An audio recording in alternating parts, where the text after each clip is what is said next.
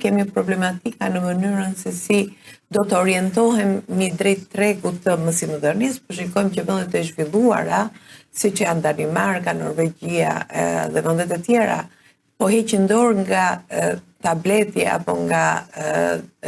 telefonat apo nga informacioni në formatin elektronik dhe po i rikthehen edhe një herë librit dhe lapsit, ndërkohë që ne jemi në fazën që po bëjmë këto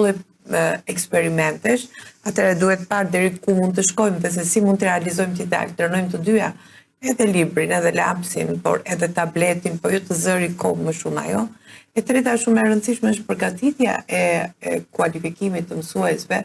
për të pasur dijen dhe për të qenë pjesë e kurikulës bashkore. E katërta, rishikimi i kurikulës, që është një domosdoshmëri dhe është kthyer në një nevojë pasi mësuesi nuk duhet të jetë administrator, por duhet të jetë ai që quhet lideri, i cili të ndihmon në procesin e mësimdhënies. Dhe e pesta, fëmijët sot janë ndryshe nga fëmijët e brezit tuaj, me brezin tim nuk krahasojmë fare, që do të thonë është kjo gjenerata Z që thuhet, e cila ka një qasje tjetër të problemeve,